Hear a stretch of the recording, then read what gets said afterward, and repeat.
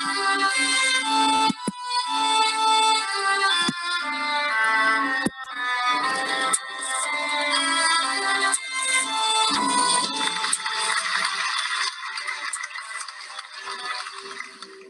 nos preguntan de qué está hecha la sociedad, probablemente respondamos que está hecha de personas, de instituciones, de historia, de ideas.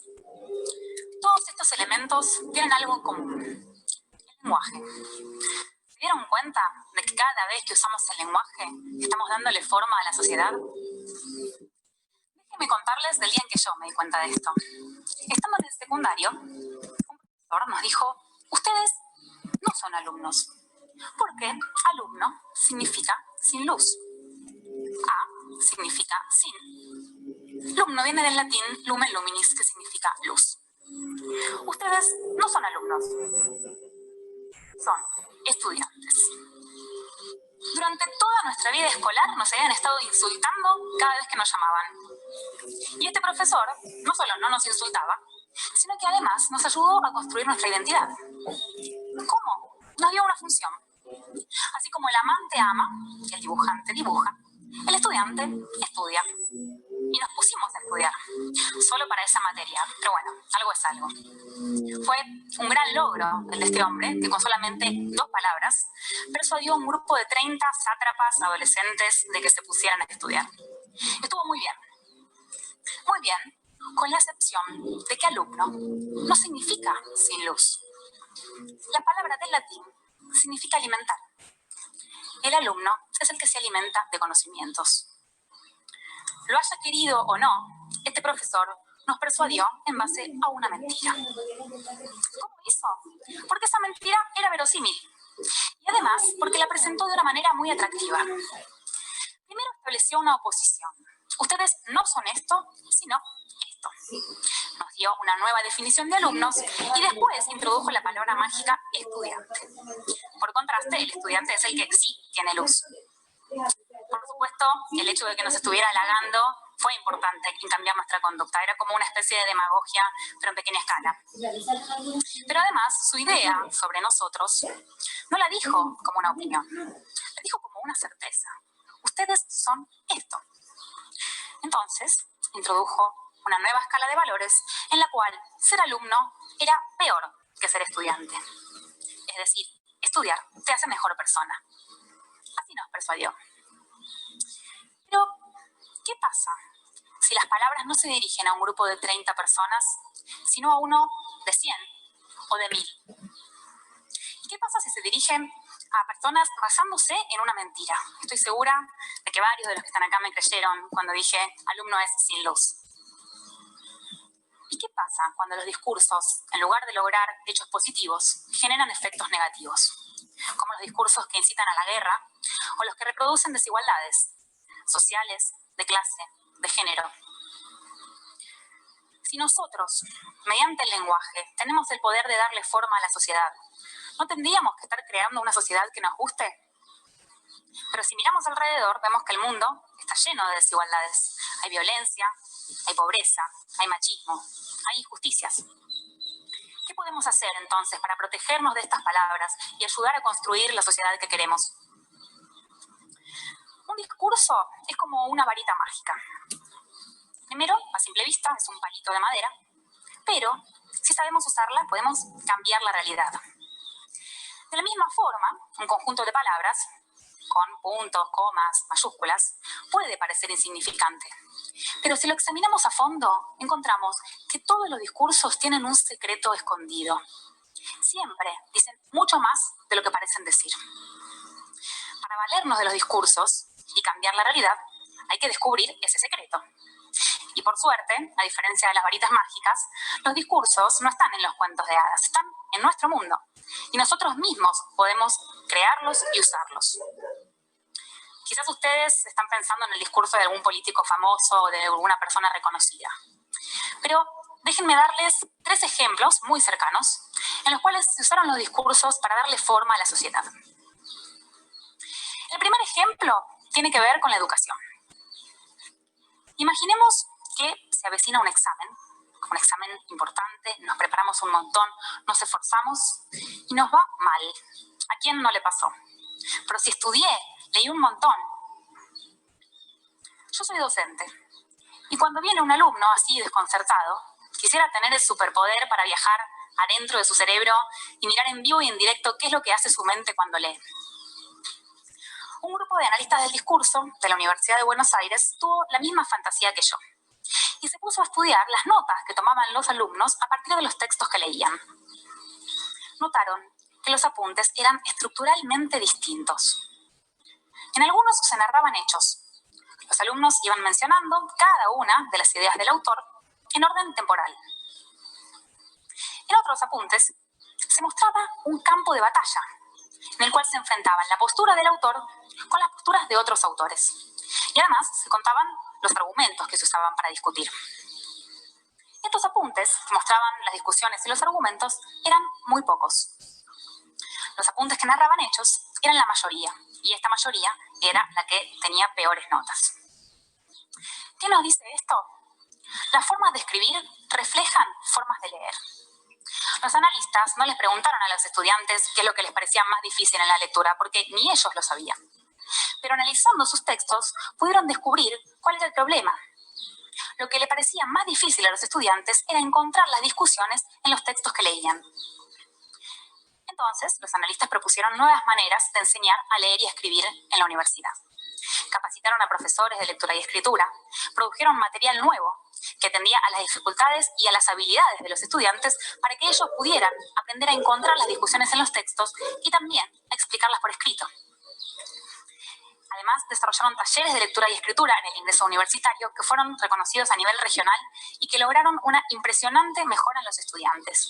Y estos investigadores, además, fueron convocados para el asesoramiento y la producción de material por instituciones públicas y privadas de todo el país, que hoy en día, gracias a estos estudios, están usando herramientas producidas a partir del análisis del discurso. Para el segundo ejemplo, les voy a pedir que me acompañen al siglo V a.C., al nacimiento de la retórica. En ese momento, en Sicilia había dos tiranos que querían poblar la ciudad de Siracusa. Como eran tiranos, la ocuparon por la fuerza. Deportaron a sus habitantes, expropiaron casas, terrenos y se quedaron con todo. Después, cuando los tiranos fueron derrocados, se quería volver a la situación anterior. Pero en ese momento no había escrituras ni contratos de propiedad. ¿Quiénes eran los dueños originales de las casas? ¿De dónde hasta dónde se extendían los terrenos de unos y de otros? Entonces, para resolver este problema, ahí crearon la retórica. Cada ciudadano tenía que hablar en público defendiendo sus derechos de propiedad. Fíjense el poder que tiene el discurso.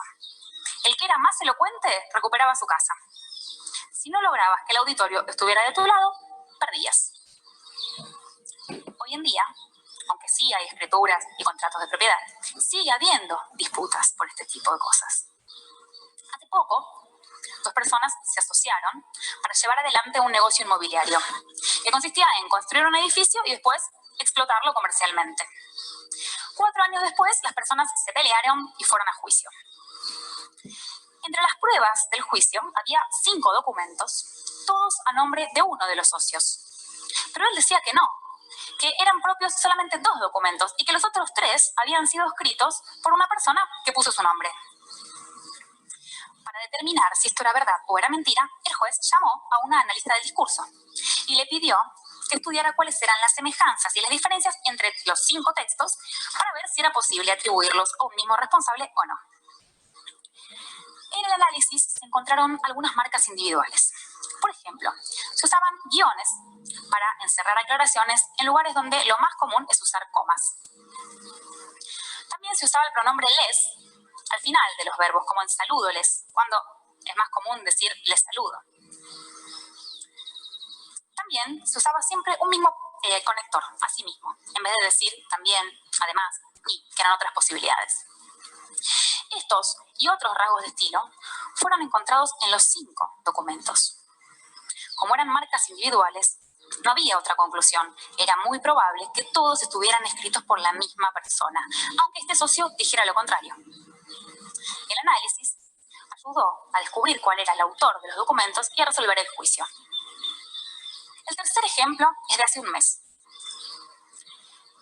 El día de la manifestación Ni Una Menos, yo me junté a comer con unas amigas y la hija de ellas, de 4 añitos, me dijo que en el jardín estaban preparando un acto escolar, al que los nenes tenían que vestirse con remera y pantalón y las nenas con minifalda y top. El tema de conversación de la cena fue por qué las nenas tenían que ir vestidas diferente de los nenes y por qué tenían que mostrar el cuerpo. Mis amigas me contaron que habían hablado con las demás mamás del jardín y les habían propuesto cambiar el vestuario. Y la respuesta fue, pero si van a quedar divinas. Esa era la razón. Que la diferencia entre los hombres y las mujeres es que la mujer tiene que estar divina. Y no es que estas mamás decían, ay, qué bárbaro el machismo, qué ideología fenomenal. Al contrario, están explícitamente en contra. Pero entonces, ¿por qué avalan la idea de mujer basada en la belleza física? Y de última, ¿por qué los nenes no dependen del vestuario para estar divinos? Con estas preguntas en la cabeza, el día siguiente me puse a analizar las noticias que publicaron los diarios acerca de la manifestación. Todas estaban abiertamente a favor del paro de mujeres y de Ni Una Menos. Una contaba a qué hora había empezado la manifestación, en qué calles había transcurrido, cuántas personas habían ido, qué agrupaciones estaban. Contaban también cuánto salían los pins y las remeras que se vendían, que había puestos de choripanes, que la gente entraba en los baños de los bares. ¿Qué dice todo esto de la violencia de género? Nada. Dice que esta marcha es igual a cualquier otra marcha. Sin embargo, en la primera parte, la noticia asume y reconoce el rol activo de las mujeres que luchan. Esto se veía en los verbos. Decía, las mujeres protestaron, se manifestaron, salieron a las calles, suspendieron las tareas. Además, repetía la causa de la lucha, contra la violencia de género, contra la desigualdad, y marcaba el rechazo con la palabra contra. Si esta noticia estaba repudiando la violencia de género, ¿por qué usa más de la mitad de su espacio en contar detalles secundarios? Probablemente para generar empatía con el grupo más amplio de lectores del diario y para entretenerlos. El problema es que darle tanto lugar a los detalles, la ideología y el repudio quedaban en un segundo plano. Igual que las mamás del jardín, no creo que la persona que escribió esta noticia sea machista, pero sí que vive en una sociedad machista y que repite sus discursos sin cuestionarlo. Los diarios, queriendo sumarse a la causa de las mujeres, lo único que hicieron fue darle a esta causa un lugar secundario. Y algunas incluso repetían esa postura que estaban pensando que estaban denunciando. Lo mismo hace tu vecina, cuando te pregunta si tu novio, varón, heterosexual, te ayuda con la casa. No te está preguntando si vos y tu novio limpian la casa. ¿Por qué dice tu novio y no dice ustedes? ¿Por qué dice ayudar y no dice limpiar? ¿Por qué dice te ayuda y no te pregunta si vos lo ayudas a él? Porque presupone que la que tiene que limpiar es la mujer y que el hombre puede decidir si colabora o no colabora. Esta pregunta, aunque esté hecha con la mejor de las intenciones, es machista. Mi novio no me ayuda con la casa. La casa es de los dos. Todos los discursos tienen un secreto. Y ese secreto no está en la información que transmiten, está en cómo dicen lo que dicen. Supongamos que el lenguaje es un baúl, que está lleno de palabras, de signos de puntuación, de reglas de ortografía. Cada vez que hablamos o que escribimos, abrimos el baúl y elegimos qué palabra usar, qué puntos poner, qué frases armar. ¿Con qué criterio elegimos? Para analizar el discurso hay que hacer un ejercicio de imaginación. Hay que ver qué es lo que el discurso dice y qué es lo que no dice. Hay que pensar, esto mismo, ¿de qué otra forma podría decirse? ¿Y cuál sería la diferencia? Imaginemos un mundo en el que todos tengamos el poder de entender y de construir discursos para cambiar la realidad. Discursos que mejoren la educación, como los apuntes de los estudiantes. Discursos que eviten las injusticias, para que todos tengamos una voz. Discursos que eliminen las desigualdades, para que hombres y mujeres tengamos los mismos derechos. Cuando queramos volver a decir nuestras palabras, pensemos bien cuáles vamos a elegir, para ayudar a construir la realidad que queremos y para estar cada vez más cerca de decir lo que realmente queremos decir. Hagamos como los alumnos, que se alimentan de conocimientos, no se quedan con opiniones. Y estemos siempre con los ojos bien abiertos y la mente alerta. Muchas gracias.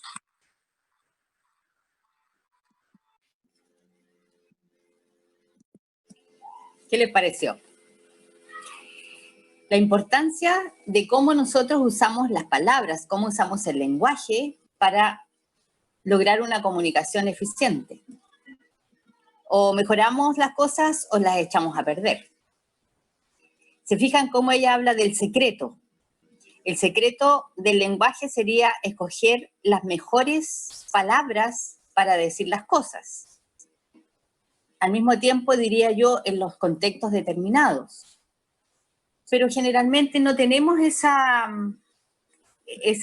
facilidad para hacer eso. Generalmente llegamos y actuamos sin ningún análisis. Por eso al final nos dice, las invito a estar atentas. La atención es muy importante. Es muy importante la observación, pero muy, muy acuciosa de todas las cosas, de todas las personas con las que nos comunicamos.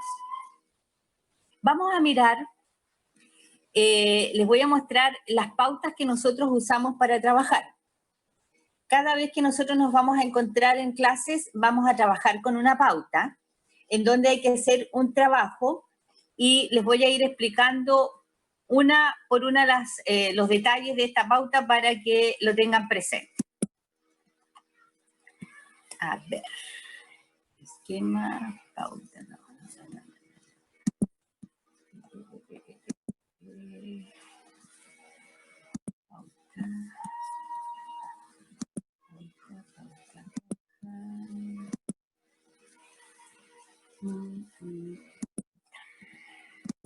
Ya. Aquí tenemos la pauta de trabajo colaborativo de aplicación 1. ¿Por qué le llamo de trabajo colaborativo? Porque es una pauta que va a estar trabajada entre 1 y 5 personas, prefiriendo que siempre sea en equipo, que no sea una sola persona. ¿Por qué? Muy sencillo. Porque cuando nosotros trabajamos en equipo, vamos desarrollando las habilidades para también después en el lugar de trabajo seguir haciendo lo mismo sin mayores dificultades. Pero el trabajo siempre se va a enriquecer mucho más cuando son 3, 4 mentes o 5 mentes que una sola. A eso me refiero. Por una parte, hay que llenar todos los espacios. Se dice, por ejemplo, fecha, hay que poner la fecha, si es cátedra o taller, si es ABC, etcétera, qué carrera es, qué asignatura. Luego ahí yo indico las estrategias de métodos que estamos usando, etcétera, y las instrucciones. En este caso, la instrucción va destinada a 2 actividades que vamos a realizar. Una, que hay que aplicar la lectura bibliográfica enviada. Yo les envié también algo bibliográfico a ustedes. Leer y analizar el texto periodístico Organización Mundial de la Salud advierte que pandemia afectará salud mental futura. Y 3, completar la pauta de trabajo de aplicación. ¿Con qué? Se va a completar la pauta de aplicación con 2 preguntas. La pregunta A, que se refiere a las ideas fundamentales, y la pregunta B, que se refiere a los elementos de la comunicación que hemos observado o que vamos a observar en el texto que les voy a indicar. Y aquí voy a detenerme, bueno, primero termino, en la parte final están los espacios para que ustedes pongan los apellidos en orden alfabético por el apellido paterno, ¿cierto? Todos los nombres de los participantes en ese equipo de trabajo, más la firma. Perfecto. Vamos primero a la parte 1. ¿Por qué yo trabajo con las ideas fundamentales? ¿Qué son las ideas fundamentales? Las ideas fundamentales son la base y, como dijo la profesora, el secreto que tiene todo mensaje o que tiene todo discurso. El secreto que generalmente nosotros no sabemos decodificar bien. Les voy a contar una cosa que no debe enorgullecernos mucho y que por lo mismo, por eso no se habla, generalmente no se dice. Fíjense ustedes que ella contó lo que había pasado en la Argentina con los estudiantes universitarios y cómo tuvieron que arreglar el asunto. Bueno, acá tenemos el mismo problema, pero no solamente con los estudiantes universitarios. Por ejemplo, cuando ustedes ingresaron este año, ¿se acuerdan que les tomaron unas pruebas de habilidades lingüísticas, otras de habilidades matemáticas, etcétera? Yo les cuento, por ejemplo, si los resultados fueron buenos, fueron pésimos. El año pasado, de todos los estudiantes de todas las carreras que ingresaron, aprobaron el test de habilidades lingüísticas 4 alumnos. Este año vamos peor. Pero eso no es todo. No son ustedes, es la sociedad chilena en general. Les cuento que el año 2004 nosotros ingresamos a la OCDE. Entonces, porque somos un país desarrollado, entonces tenemos que estar en la OCDE. Listo, perfecto, bueno, dijo la OCDE, vengan nomás adelante, pasen. Eso sí que hay ciertos requisitos. Entre todos los requisitos está el de medir a la población con varios elementos que siempre ellos tienen. Y entre todos esos elementos hay unas pruebas bianuales que la OCDE hace para saber cuál es el nivel de comprensión lectora de los habitantes de los países que están en la OCDE. Si esto empezó el año 2004, la última prueba, cada 2 años, se realizó el 2018. Pongan mucha atención en lo que les voy a decir. Resultados que no han cambiado del 2004 al 2018, en pruebas que si ustedes las buscan en internet son sumamente fáciles porque se trata del análisis de un texto periodístico, del análisis de cómo se prepara la leche que viene en un tarro o se inserta un software en un computador. Cosas simples. Escuchen bien. De la población chilena, en todos esos años, entre 15 y 64 años, el 87% de la población chilena no entiende lo que lee. ¿Escucharon bien? Eso significa el 87% del equipo presidencial, el 87% del alto mando, el 87% de la Cámara Alta, el 87% de la Cámara Baja, de la academia, que son todas las universidades, de todo el mundo en general. ¿Y por qué? Porque en general cuando nosotros nos acercamos a un mensaje o a un discurso, como decía la profesora, generalmente decodificamos o desciframos de acuerdo a lo que nosotros tenemos, como les decía yo al comienzo, nuestras propias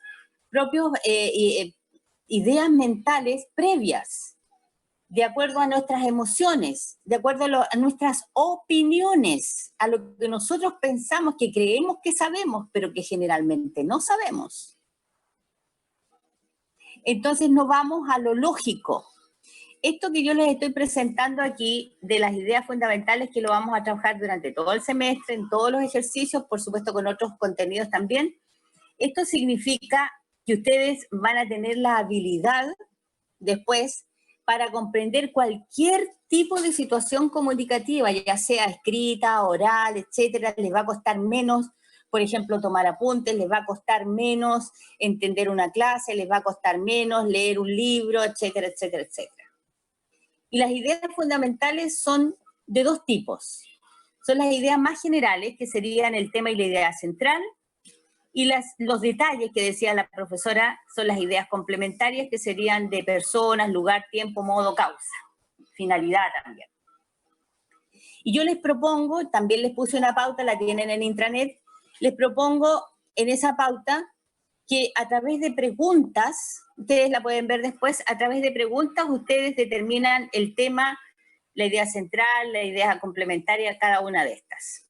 Es tan fácil. Por ejemplo, si yo quisiera determinar el tema de lo que hemos hablado hasta ahora, desde que comenzamos la clase hasta ahora, yo haría la pregunta, entonces, empleando la pregunta para saber el tema. ¿De qué hemos hablado? ¿De qué trata esta clase? ¿Qué me podía decir la respuesta en 2 o 3 palabras, pero nada más? Y ese sería el tema, porque es la idea más general, tiene que tener menos palabras. ¿Cuál Maneras de sería el tema? comunicarse. Maneras de comunicarse. Maneras de Comunicación. comunicarse, ya, maneras de comunicarse, 3 palabras. ¿Quién dice otro tema? La comunicación. La comunicación, y yo les he hablado de la comunicación en general o la comunicación humana.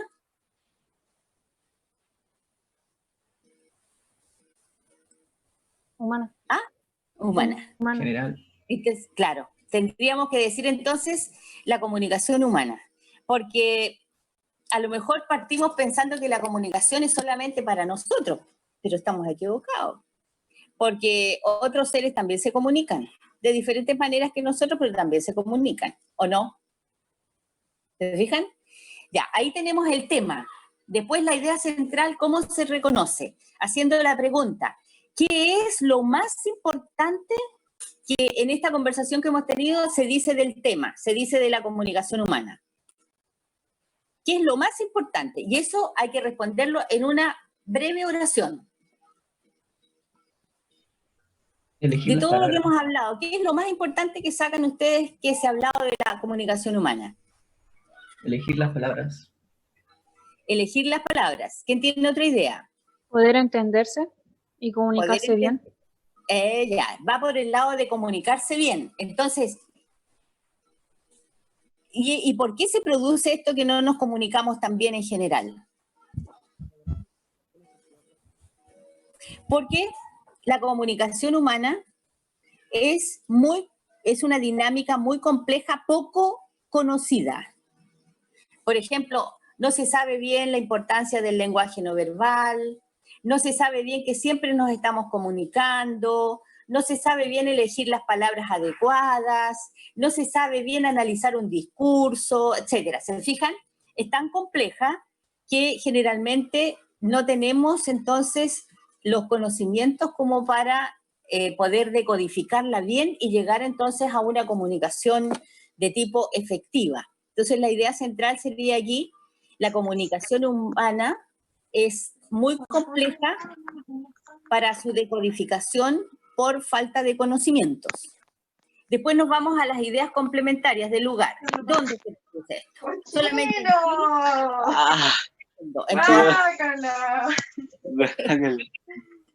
¿Dónde se produce esto que se habla de la comunicación humana? En todas partes. Tiempo. ¿En qué tiempo? ¿Solamente en este siglo o en todo el tiempo? Siempre. ¿De qué modo? ¿De qué modo se nota que la comunicación humana es tan compleja? Porque cuesta comunicarse, cuesta decodificar. ¿De qué manera se produce eso? De todo lo que hemos hablado.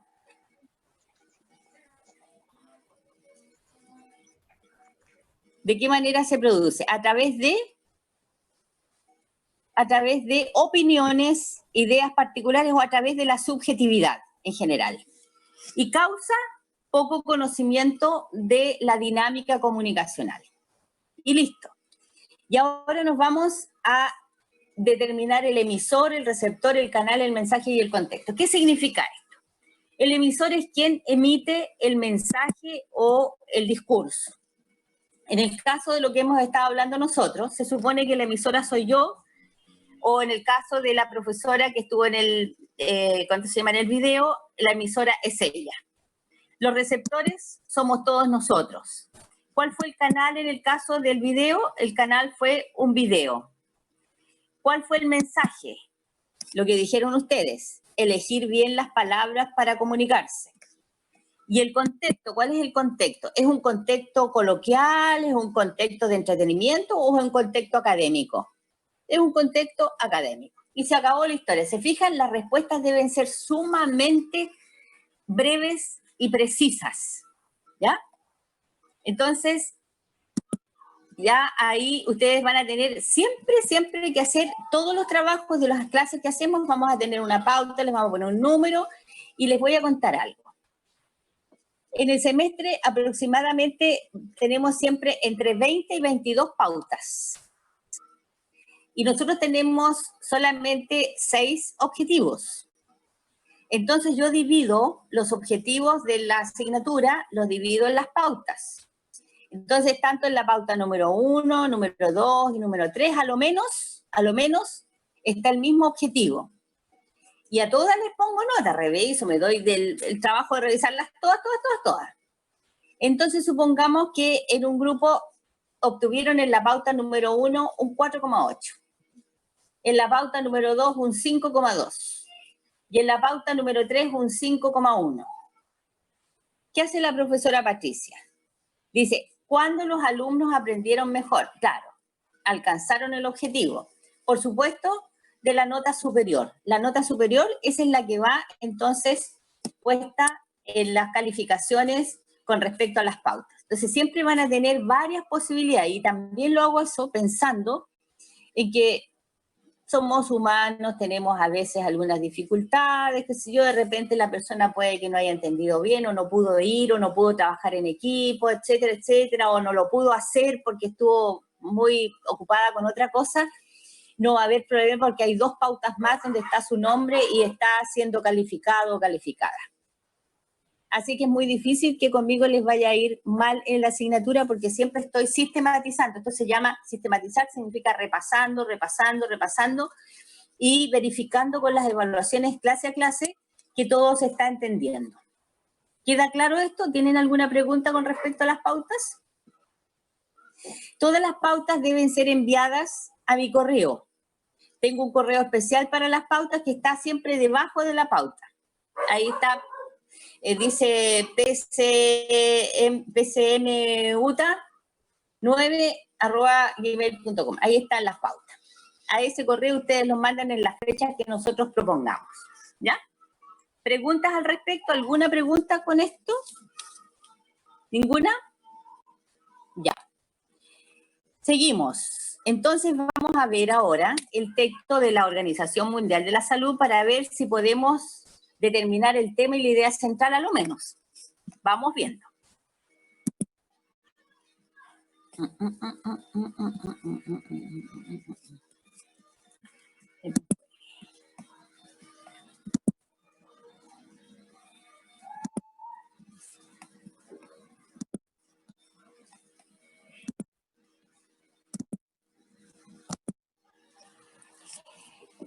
OMS advierte que pandemia afectará salud mental futura.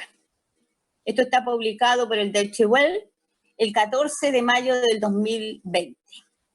Deborah Kestel recomienda a los gobiernos que actúen con empatía y tengan en cuenta el impacto que las medidas para hacer frente a la crisis están teniendo en la población.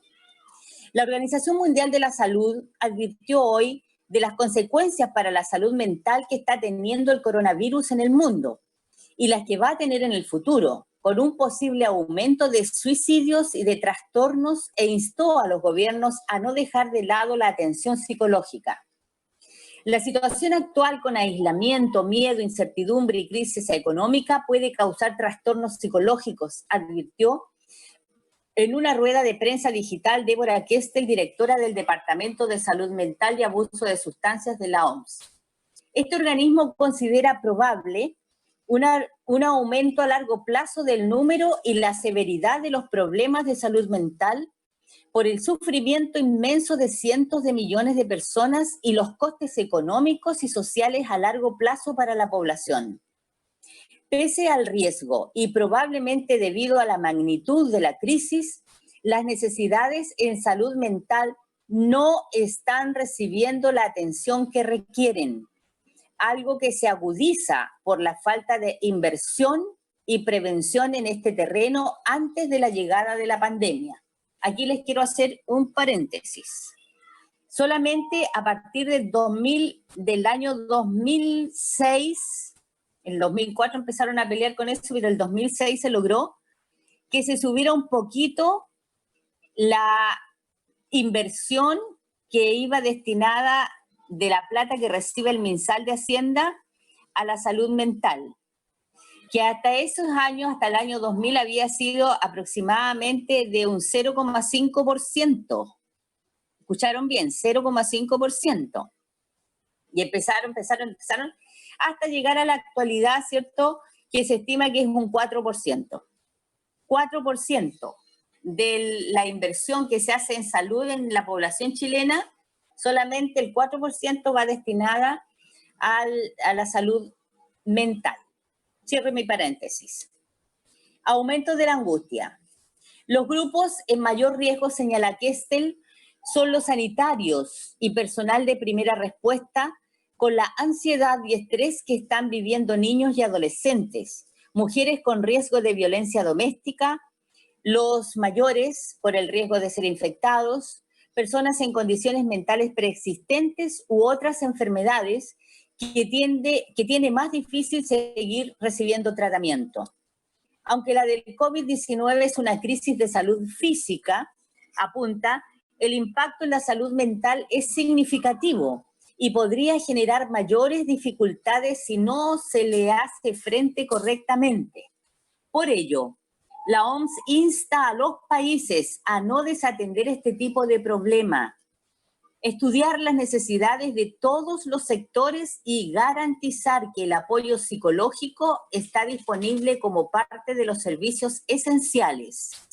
Se ha detectado un incremento de la prevalencia de la angustia de, por ejemplo, un 35% en China, un 60% en Irán o un 40% en Estados Unidos, 3 de los países más afectados por la pandemia, que ha provocado ya más de 285.000 muertos e infectados a más de 4 millones de personas en el mundo.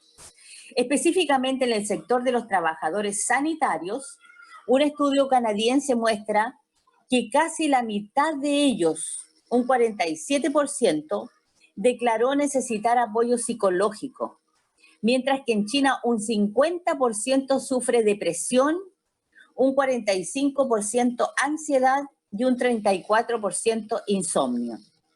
Las cifras están ahí, advierte esta psicóloga argentina que recuerda que en lugares de conflicto alrededor de 1 de cada 5 personas sufre trastornos mentales. Unos datos que podrían alcanzarse en esta crisis.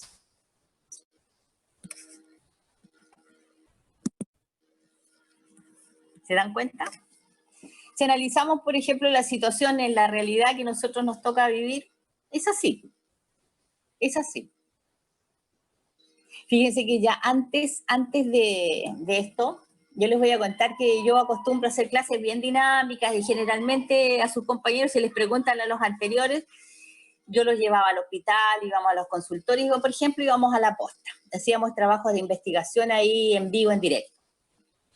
Por ejemplo, nos dábamos cuenta que todos los días había una presencia aproximadamente estándar de 100 personas en la posta. Se supone que en la posta van las personas que tienen una crisis muy especial y en la misma posta, y según el MinSal, existen solamente tres causas por las que una persona debe ser atendida en la posta de urgencia, lo que la mayor parte de la población no tiene idea. Porque si ustedes se fijan, van a la posta de acá de Arica, por ejemplo, se encuentran con una serie de papelitos, letreros grandes, hasta dibujitos, así como que fueran niños los que van entrando de parvulario, con niñitos, con monitos para decir no al perro, no fumar, no por acá, etcétera, etcétera.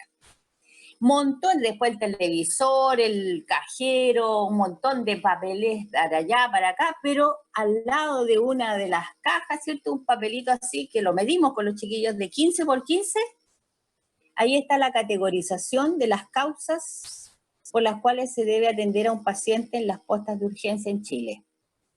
Primera causa. Si es que la llevan los policías, tienen que entrar por el otro lado y tiene que ser en casos de accidente de tránsito, que tiene quebrada una pierna, etcétera, o violación, no más. Y a eso tienen que entrar por el otro lado. Y por acá pueden entrar los que tienen paro cardíaco, accidente neurovascular, ataque cerebral, y se acabó. Entonces nosotros empezábamos a conversar con todas las personas que estaban sentadas ahí, ¿eh?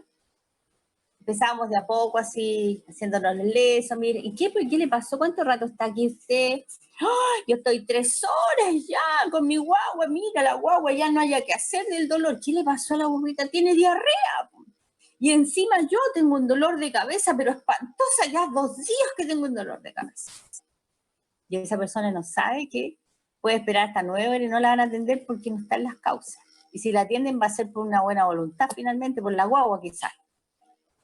Pero descubrimos cosas peores.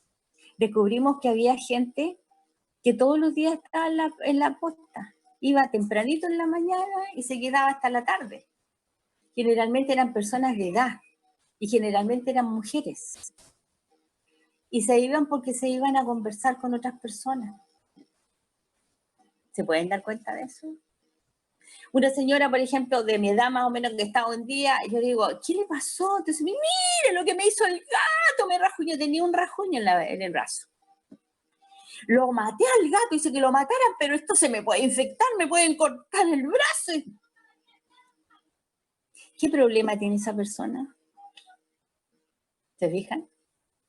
Entonces, hay harto que decir de nuestra salud mental en general en Chile, ¿eh? Y si nos damos cuenta de lo que pasa también, por ejemplo, en el ámbito político, donde pelean tanto, se insultan, se acusan, acusación 1, acusación 2, la pelea 1, la pelea 2, pero también la forma como nos tratan a nosotros, como nos tratan de engañar todos, de un lado, del otro, haciéndonos como que somos tontos, eso denota también que en muchos casos hay problemas psicológicos, ¿no? Y pasando al tema que a lo mejor nos puede afectar a nosotros, yo les digo, en la UTA hay un sistema que es bastante bueno, si ustedes lo deben conocer seguramente, hay un departamento que trata para el asunto de las personas que tengan problemas con la lectoescritura. Es bien agradable el sistema y hay profesores que les enseñan a hacer trabajo y todo eso. Por otro lado, también hay atención psicológica. Y ahora más que nunca que estamos con este problema, ¿cierto? También hay atención psicológica, incluso a veces hasta para el sabido, hasta para algunos familiares de los estudiantes. Así que si alguna vez saben de alguien que se sienta mal, etcétera, no dejen de lado eso porque realmente es importante. Pero sobre todo, ojo, si quieren siempre estar sanos y sanas, piensen positivamente. Nunca se quejen. Nunca resten. Sumen, sumen, sumen. Piensen, por ejemplo, ¿cuántos chiquillos y chiquillas de su edad, de Chile, de los 18 millones que somos, cuántos chiquillos de su edad tienen el privilegio de estar en la universidad estudiando una carrera? ¿Cuántos chiquillos de su edad son todos así como ustedes, sanitos y sanitas? No tienen ningún problema de salud. ¿Cuántos chiquillos y chiquillas de su edad tienen justamente la inteligencia superior que han tenido ustedes para estar donde están? ¿Se dan cuenta? Y a veces nos quejamos. ¿De qué quejarse? Siempre para estar sano, psicológicamente y físicamente, siempre reconocer las cosas que tenemos buenas, reconocer las tremendas gracias con las que contamos, los tremendos privilegios. No se olviden que nuestro cerebro tiene una serie de elementos químicos. Ahí les va a gustar el tema. Se mueve químicamente y electrónicamente. El subconsciente guarda experiencias, ideas, qué sé yo.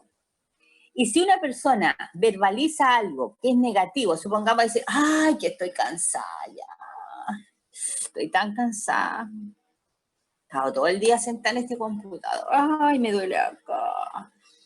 Listo, el subconsciente, supongamos que yo no lo dije, lo pensé.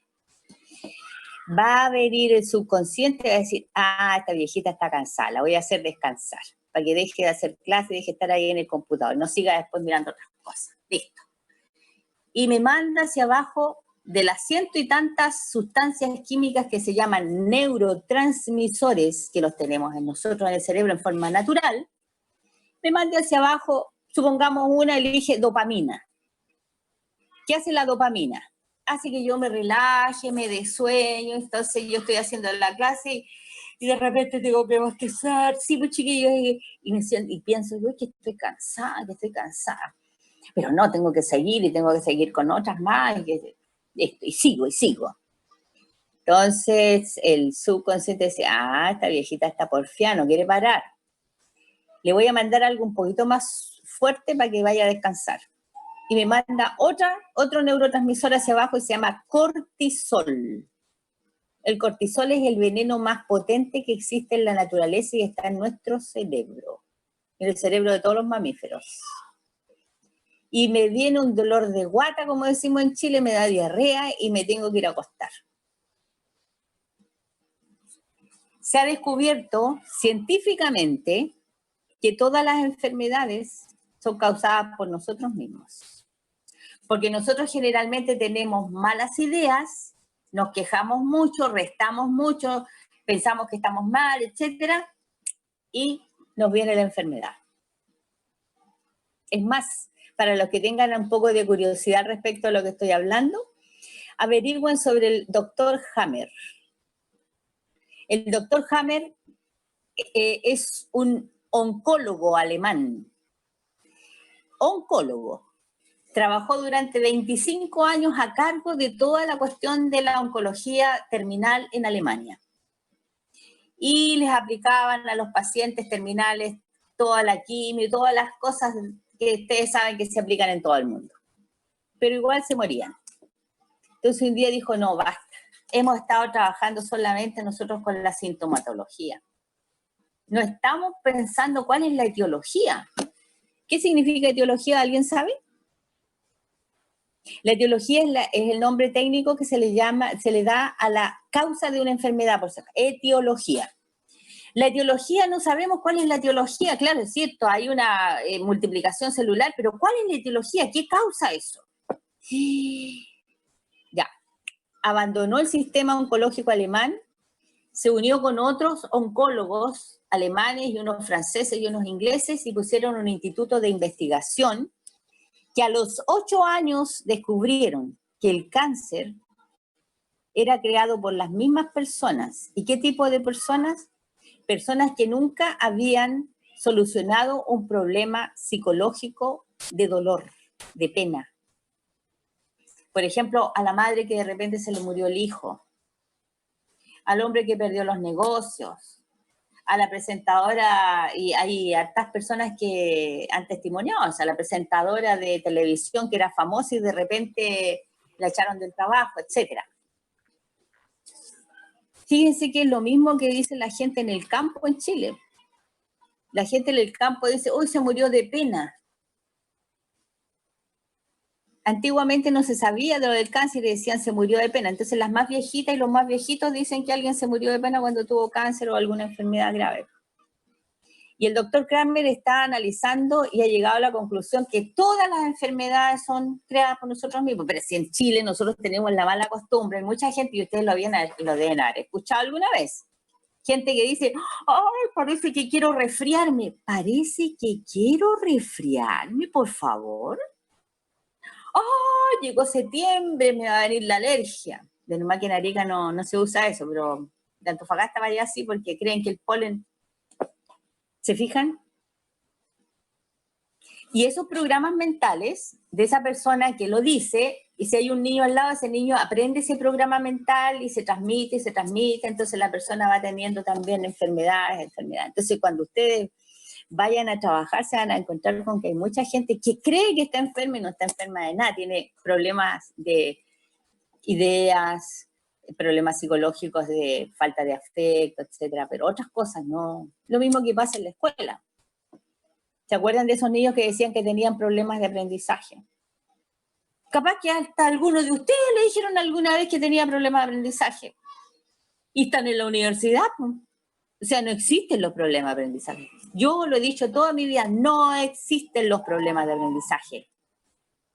Yo tuve un perro que murió hace 1 mes y medio atrás. Le tendría órdenes en castellano, en inglés y en francés, recogido de la calle. Tuvo 19 años con nosotros. ¿Cómo un niño va a tener problemas de aprendizaje? Toda mi vida he trabajado en educación. Lo que los niños tienen problemas es de adaptación cuando las reglas no son las adecuadas, cuando hay personas que son muy castigadoras, también cuando hay problemas afectivos.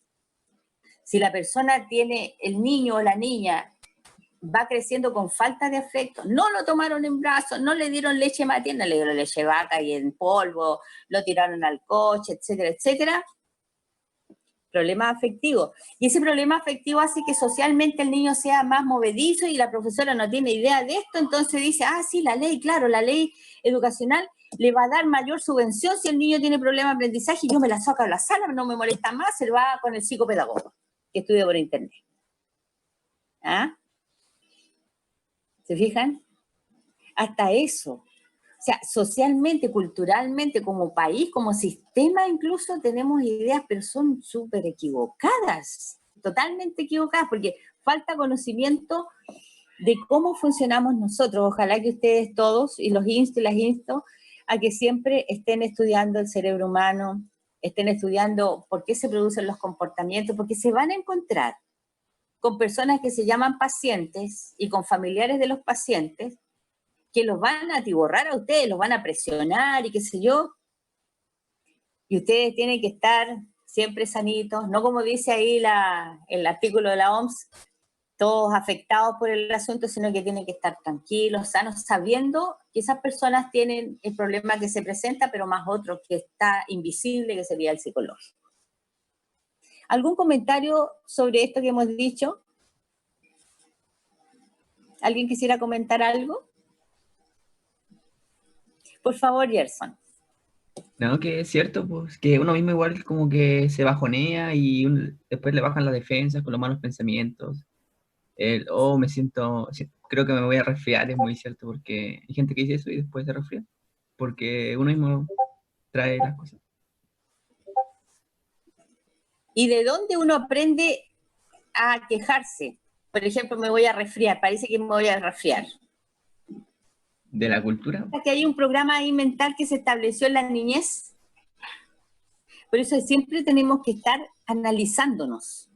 Cuando nosotros tenemos algunas conductas que son inadecuadas, que no nos sirven, que nos hacen daño, entonces preguntarse, ¿dónde aprendí esto yo? A ver, ¿dónde? Ah, cuando estaba chica, yo veía. Generalmente es la mamá o el papá o las personas que criaron a la persona es que tenían esas características, hacían eso y eso quedó como un programa mental establecido, en el fondo. Así es simple. Sabiéndolo, analizándolo así tan fácil como lo hice, dije, ah, ya, esto ya lo voy a botar a la basura, voy a cambiarlo porque me hace daño. ¡Pum! Se acabó el problema. Ahora en casos más complicados hay que trabajar con un especialista, pero yo creo que las personas inteligentes no necesitan tanto a una persona tan especializada porque se dan cuenta de cómo es el asunto. ¿Alguna otra opinión? Por favor, tus opiniones me interesan. ¿Profe, te escucha? Sí, te escucho. Sí, profe, mire, le voy a explicar un caso particular mío.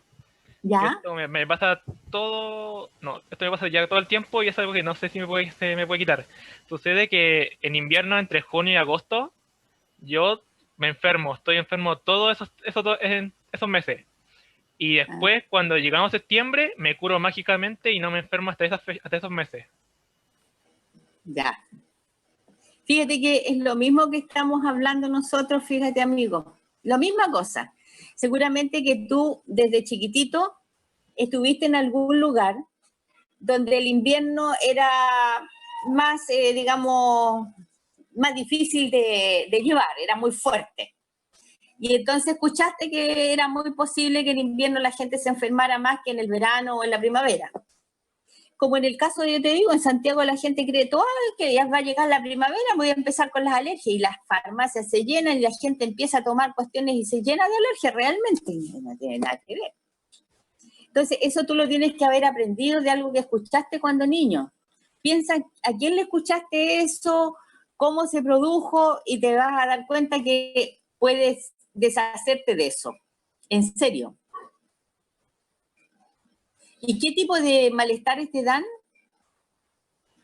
No, tan solo eso está principalmente moquillento, me empieza a doler la cabeza, me cuesta concentrarme. Y esto también le pasa a mi papá. Sucede que mis papás, entre los martes y miércoles está re mal, y todas las semanas le pasa. Martes y miércoles está mal y el jueves se recupera mágicamente, está encendido, no le pasa nada. Pero llega el martes y decae. Y así pasa como... ¿Y por qué le pasa eso, crees tú? La verdad es que ahí sí que no sé, pero siempre le pasa. ¿Qué trabajo tiene tu papá, Raúl? Mi papá es taxista, no, pues sí, rayo taxi, trabaja como rayo taxi. Ya. ¿Y qué Y pasa los días, fines de semana? ¿Él sigue trabajando? sí, mi papá sigue trabajando. Y a lo mejor es el día en que trabaja más. Los días que trabaja más pues, son los del fin de semana. Pero algo tiene que ver también cuando él era niñito, cuando era chico, que aprendió que los fines de semana podían ser complicados. Por ahí va la cosa. Si son, te digo, son todos programas mentales. Es que ahí ¿Ya? sería complicado porque la vida de mi papá ha sido difícil desde pequeño. Por eso Ahí está. podría estar hablándole 10 horas y no pasaría de infancia de mi papá, a los 5 años. Ahí está la cosa, ahí está la cosa, ahí está, ese es el tema. Si, mientras nosotros tengamos, digamos, experiencias negativas, que no pensemos que si son experiencias, por muy negativas que son del pasado, ya no están. Pero si seguimos con esa experiencia, vamos a tener siempre líos, ¿eh? Vamos a tener siempre líos. Yo, por ejemplo, les digo, yo hago talleres, muchas veces me encuentro con gente que tiene complicaciones graves. Es por una cosa que le pasó en la infancia y todavía recuerdan a esa persona que incluso se murió, ya no está, y siguen con el odio, con la rabia, con el miedo, toda su vida, imagínate tú. Por eso que es muy importante que los adultos llamados padres se hagan cargo de sus hijos con todo el amor del mundo. Jamás pegarle ni castigar a un niño, a una niña. Que los profesores y las profesoras jamás castiguen a ninguna niña ni a ningún niño. Si todos los humanos, incluso los no humanos, podemos entender con palabras, y mejor con motivación que con castigos. Y por el otro lado también, por el otro lado, siempre dar buenos ejemplos cuando tenemos a menores cerca. ¿Cómo yo le voy a decir a un niño, oye, no me mientas, me estás mintiendo, a ver, dime toda la verdad? Y de repente tocan el timbre. Y miro por la ventana y me vienen a cobrar. Entonces yo le digo al niño, di que no estoy. ¿Te das cuenta? Entonces, esas son las complicaciones que hay, son serias. Pero por eso también yo les pido que ustedes, todos, aprendan a decodificar bien los mensajes y a leer bien a la gente y a evitar que cualquier persona los maltrate o las maltrate. Jamás dejarse maltratar por nadie. Y para eso, ustedes tienen que saber defenderse. Aparte de estar muy atentos y saber leer a la gente, tienen que saber, igual que todo ser humano debe saber nadar, debe saber defensa personal, caramba. Especialmente las niñas en este mundo que vivimos. Ahora también a los niños los maltratan y los violan, pero generalmente son más mujeres. Yo tengo la experiencia que en la misma UTA de repente asaltan a niñas adentro, qué sé yo, la vez pasada le quitaron el computador a 3 que venían a mi clase, llegaron llorando, desgreñadas en el computador. Y yo le dije, ¿pero qué hicieron ustedes? No, pues profesor, nos quedamos en shock. ¿Te fijas? Entonces, yo le pido siempre a un chiquillo de educación física que ya está por terminar, que les haga clases a las chiquillas y a los chiquillos que quieran de defensa personal y de diferentes carreras hacen clases con él. Un amoroso, un chiquillo amoroso. Eso siempre tienen que saber, pero también es lo que decíamos al comienzo, cómo miramos, cómo actuamos, etcétera, porque todo eso va a ser también descifrado por otra persona de acuerdo a sus ideas. Pero evitar que alguna vez nos pasen a llevar, no puede ser eso. Así como respetar a todos, no pasar a llevar a nadie, tampoco abusar, dejar que nos abusen, por ningún motivo. ¿Se fijan? Entonces, ustedes que ahora ya son adultos, adultas, cualquier recuerdo negativo, cualquier cosa que les haya pasado que sea, qué sé yo, desagradable, dolorosa, qué sé yo, ojalá saber que es del pasado y que no significa que la vamos a olvidar, significa que sabemos que es del pasado y no nos tiene que repercutir en el presente. Que es lo mismo que si yo me empiezo a preocupar por lo de mañana, por lo del próximo año, tampoco es correcto. Para estar sanos y equilibrados, debemos estar siempre en el presente y muy atentos, muy atentas. Para eso la naturaleza nos dio tantos sentidos, y más de los sentidos que generalmente se piensa, que dice los sentidos son 5, son más, son 11. Ojo con eso. Averigüen. ¿Alguna otra opinión, chiquillos lindos? ¿Ninguna opinión más? ¿Alguna pregunta? Profe, yo tengo una consulta con el trabajo colaborativo. Ya, dímelo. Y era con el tema, estaba la idea fundamental y de abajo era el tema. ¿El tema en qué se especificaba? No escuché bien esta parte. Ya, las ideas fundamentales son todas, ese es el título de todos los tipos de ideas. Ideas fundamentales son todas esas ideas, el tema y la idea central y las ideas complementarias, ¿ya? Ahora, el tema es la idea más general de un texto o de una comunicación. Y se determina con la pregunta de qué se habla, de qué se trata. La idea central se determina con la pregunta qué es lo más importante que se dice del tema. Y las otras ideas complementarias con las preguntas, por ejemplo, si es de idea complementaria de modo, con la pregunta ¿cómo? ¿Cómo se produce lo que se indica? ¿Cómo se produce lo que dice el tema? Idea complementaria de lugar, ¿dónde se produce lo que dice el tema? Idea complementaria de tiempo, ¿cuándo se produce? Etcétera. ¿Te fijas? Eso es, causa. ¿Por qué se produce lo que se indica en el tema? En intranet tienen ustedes les puse una pauta que se llama ideas fundamentales. Espérate, lo voy a buscar aquí al tiro para mostrársela un chiquitito. Esperen un chiquitito, a ver. La tengo aquí. Ideas fundamentales, esquema de ideas fundamentales. Ya. Al tiro. Al tiro. Aquí está. Aquí está explicado, si ustedes se fijan, está explicado qué son las ideas fundamentales, qué es cada una de ellas, y al mismo tiempo cómo se reconoce. Por ejemplo, el tema con la pregunta de qué se trata, la idea central, que es lo más importante del tema textual o situacional, y las ideas complementarias. Y también les explico ahí que estos esquemas sirven después para hacer los textos. Por ejemplo, cuando yo voy a escribir un texto, tengo mis ideas fundamentales claras, el tema tiene que estar en el título, la idea central tiene que estar en el subtítulo o en la presentación o primer párrafo, y las ideas complementarias deben estar en el desarrollo del texto o los párrafos segundo, tercero, etc. No pueden estar, yo no puedo empezar, por ejemplo, con un detalle, porque cuando yo empiezo con un detalle, hago lo que la profesora dijo, pues me pierdo de lo principal y me voy a los detalles, lo que le pasó, por ejemplo, cuando ella analizó los textos de los diarios después de la convocatoria que habían tenido para las mujeres, ¿se acuerdan? A no ser que yo quiera escribir un texto literario, y ahí esto no me sirve, porque ahí puedo empezar con una idea complementaria, por ejemplo, de finalidad.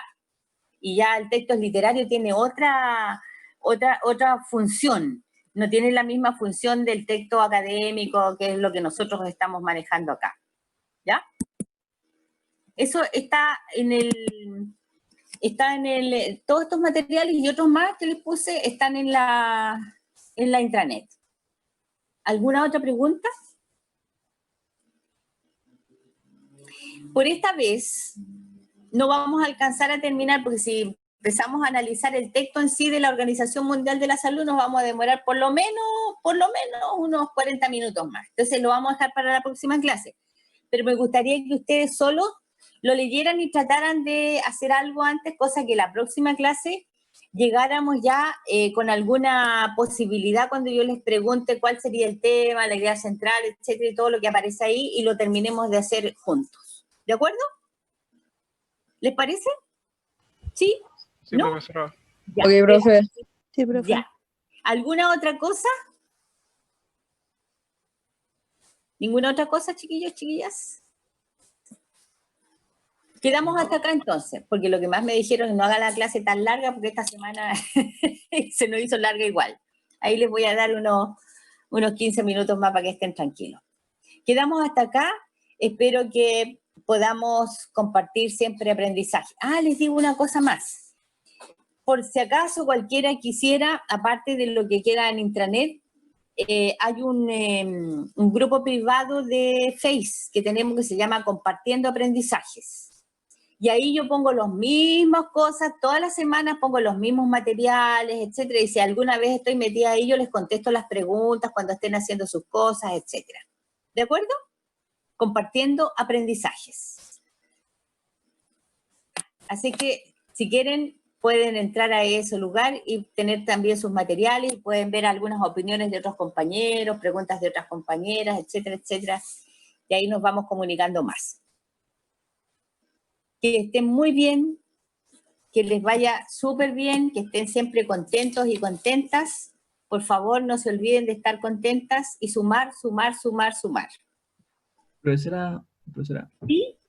están preguntando si el trabajo, los grupos lo elegimos nosotros o lo elige usted. Ustedes lo eligen, todos ustedes. Yo no les impongo nada, ustedes lo eligen. Si tú quieres trabajar solo, trabajas solo. Si quieres trabajar en grupos, trabaja en grupos. Tú eliges. Si quieren trabajar de grupo de a 3, si el grupo es de 2, hasta 5. Pero está la libertad completa ahí, ¿ya? Eso sí que tienen que llenar toda la fórmula completa, no dejármela sin datos, porque si no se me complica a mí después, porque también tengo otras carreras, otros grupos, etc. Quedamos en eso, chiquillos. ¿Alguna otra cosa más? ¿Ninguna cosa más? Profe, una compañera pregunta si estos trabajos se van haciendo en clases. De a partir del próximo, por eso te digo, esta es la clase de la presentación. La próxima clase trabajamos con la pauta 1 y la hacemos en clase y la terminamos ahí. Pero les voy a dejar la 2 también y esa la hacen ustedes después. Y ustedes me la mandan al correo. ¿De acuerdo? Ok, profe, gracias. De nada, mijita. Qué lindo el gato de la Rebeca. ¿Cómo se llama el gato de la Rebeca, Lizama? Teo. ¿Leo? Teo. Sí, es lindo, lindo, lindo, lindo. Me encantan los gatos, los perros, todos los otros seres, todos los seres. Ay, a mí también. Son tan ricos. Mira, sí, cuando ustedes, por ejemplo, ya a veces yo tengo que trabajo en otras cosas, además de educación, trabajo en otras cosas y tengo que trabajar con noticias y cosas así medias negativas. Ya, entonces de repente cuando ya puras cosas negativas, salgo a pasear los perros, miro las nubes, me salva una nube, me salva una mariposa, me salvan las palomas, etcétera, etcétera, etcétera. ¿Sí o no? Así que siempre estén en contacto también con la naturaleza y con todos los otros seres, cuidándolos y protegiéndolos. Que estén muy bien, mucho gusto de haberlos conocido, espero que nos sigamos conociendo más todavía y que lo pasen siempre muy bien, que siempre se sientan bien. Chao, chiquillos. Chao, profe, que esté bien. Cuídese. Gracias. Gracias. Chao, profe. Chao, profe. chao, chao.